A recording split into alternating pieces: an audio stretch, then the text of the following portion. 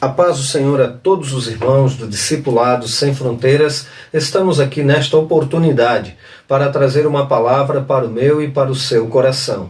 Que Deus possa, de uma forma toda especial, dar continuidade aos temas a qual estamos abordando aqui no nosso canal, falando um pouco sobre o Apocalipse, falando também concernente à volta de Jesus e questões escatológicas. E aí, nesta oportunidade, nós iremos trabalhar uma palavra da parte de Deus para o meu e para o seu coração, a qual nós temos o texto em Apocalipse capítulo 1, versículos 1 ao 3, que nos diz assim: revelação de Jesus Cristo, a qual Deus lhe deu para mostrar aos seus servos as coisas que brevemente devem acontecer. E pelo seu anjo as enviou e as notificou a João, seu servo. Versículo 2.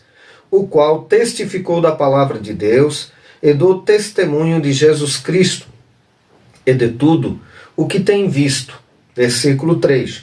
Bem-aventurado aquele que lê, e os que ouvem as palavras desta profecia, e guardam as coisas que nela estão escritas, porque o tempo está próximo. Um texto bem introdutório que nós temos aqui no livro do Apocalipse, e nós vamos observar que João estava na ilha de Patmos. Ele mesmo menciona um pouco mais abaixo, e você pode depois fazer menção através de uma boa leitura dentro daquilo que está proposto nesse primeiro capítulo. E nós vamos observar que ele escreve às 7 igrejas da Ásia. E com isso, nós observamos que havia uma expectativa da parte dos homens concernente a questões escatológicas. Tanto que no período interbíblico, que é um período bem anterior ao período de João, onde nós vamos observar que foi 400 anos, a qual Deus se cala, segundo os teólogos, ainda que Deus nunca deixa de falar. Mas nós sabemos que eles mencionam desta forma porque Deus não utilizou do ministério profético do Antigo Pacto neste período da história. E podemos observar que é um período completamente histórico. Com isso, nós observamos que havia várias concepções concernente à vinda do Messias.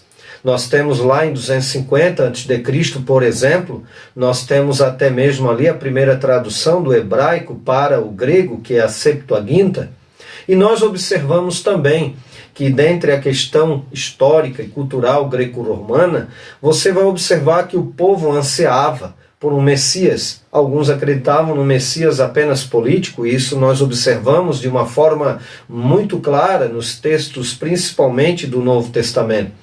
E nós observamos também que alguns acreditavam até no Messias sacerdotal, outro como rei, que seria político. Outros faziam junção, outros faziam divisões. Mas a questão é que a concepção sobre questões escatológicas já existiam também, porque nós observamos que, por exemplo, os achados de Qumran menciona ali concernente, aos essênios, aqueles que na verdade nem aparecem no texto bíblico, mas são comprovados historicamente. As cavernas de Qumran, próximo ao mar Morto, você observa que havia ali uma biblioteca extensa, aonde muitos deles acreditavam, dentro daquela comunidade, acreditava, por exemplo, sobre questões escatológicas, aonde eles falavam sobre os filhos da luz, iam ter uma guerra cosmológica, podemos dizer assim, escatológica, contra os filhos das trevas, sendo eles os filhos da luz e vencendo esta guerra escatológica. Acreditavam concernente à volta do Messias. Mas nós observamos aqui, nesse texto, porque havendo várias concepções, vários pensamentos concernente à vinda do Messias, ou até mesmo questões escatológicas, porque a vinda do Messias ela está ligada a questões escatológicas. Nós podemos também observar aqui que dentro dessas acepções ou concepções ou pressupostos judaicos, e até não judaicos também existiam, mas nós observamos que João, ele vem com a revelação da parte de Deus, da parte do Senhor Jesus, a qual ele se encontrava, como já mencionamos, na ilha de Patmos.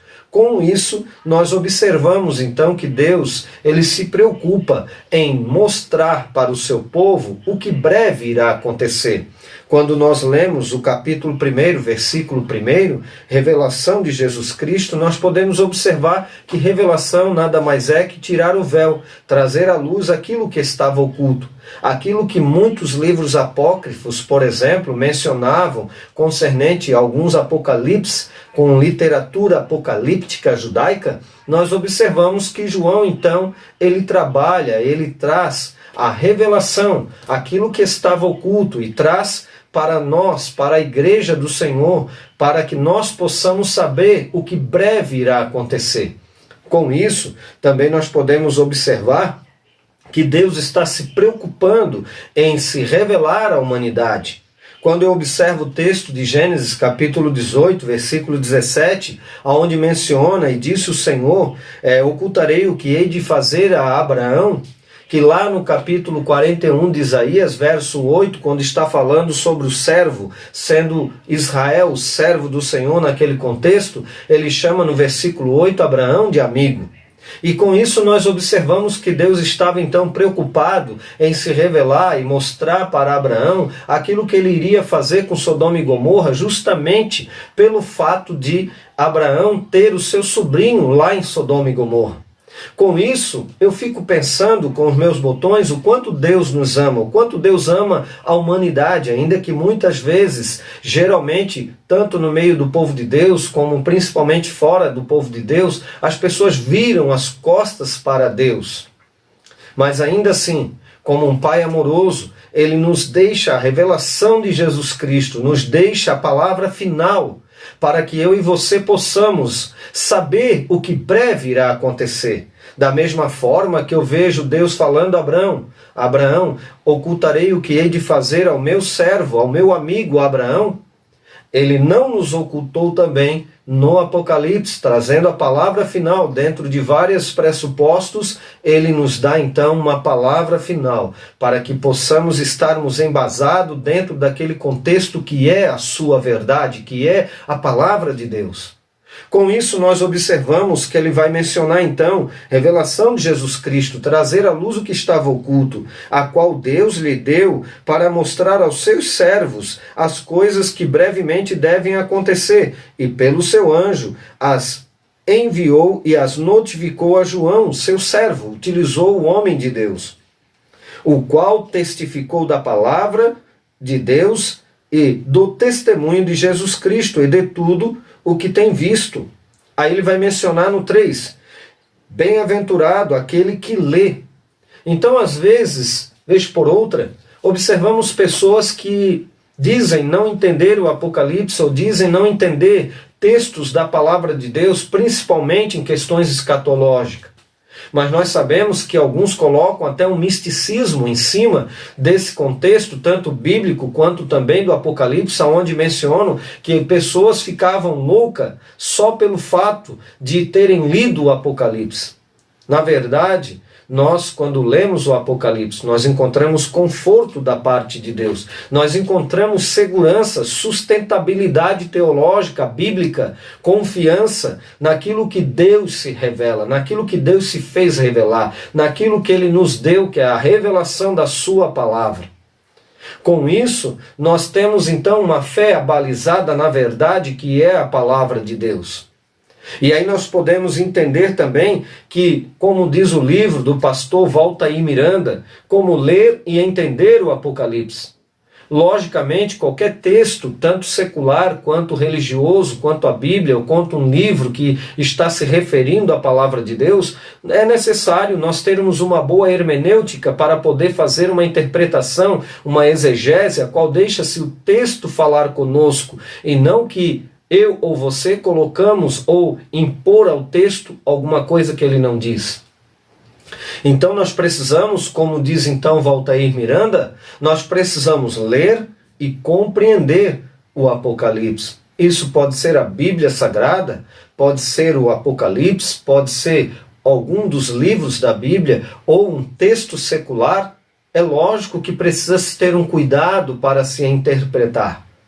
Então nós observamos que aqui uma palavra final da parte do Senhor, ela tem um destinatário que é as igrejas da Ásia.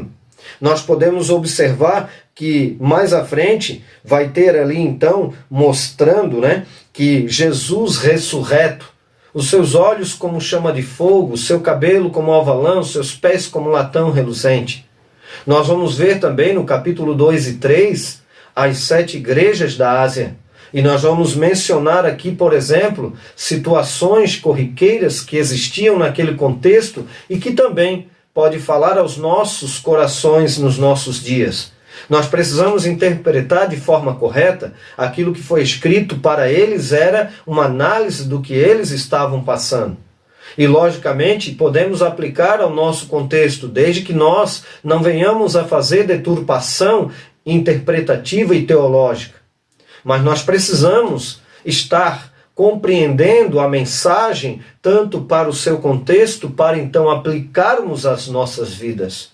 E eu quero deixar esta palavra, nós tínhamos aqui muitas questões a mencionar, mas como o propósito do canal é nós termos aqui, na verdade, uma mensagem mais sucinta, para apenas dar aí um incentivo para que você possa ter interesse e procurar ler o Apocalipse, você possa estar preparado para a volta do Senhor. O nosso intuito aqui é trazer uma palavra de conforto para o meu e para o seu coração. Porque aqui, nesta revelação de Jesus Cristo, nós vamos entender e vamos ver, por exemplo, um pouco mais abaixo, versículo 7, vai dizer assim: eis que vem com as nuvens e todo o olho verá, até mesmo os que traspassaram, e todas as tribos da terra se lamentarão sobre ele. Sim, amém. Mostra aqui então uma promessa, que ele vai voltar. Que Deus possa te abençoar de uma forma toda especial, a minha e a sua vida, sua família e a sua casa. Que Deus te abençoe e que Deus possa nos conduzir na sua palavra, dentro do seu contexto, para sermos obedientes à vontade do Senhor. Que Deus possa falar grandemente ao teu coração, porque Ele deixou a revelação de Jesus Cristo aos seus servos. E se você está obedecendo a Deus, ou tem o desejo de servir ao Senhor, nós estamos num momento crítico da história. Estamos passando por situações muito complexas, num contexto político, mundial, geopolítica, no contexto do Brasil, e também no sentido religioso, e também em outras áreas, também em questões climáticas. Então precisamos mais do que nunca servir a Deus, procurar agradar ao Senhor e fazer a vontade dEle que Ele tem proposto para nós, que está revelado na sua palavra. Que Deus abençoe grandemente a sua vida e a sua casa em nome de Jesus. Amém.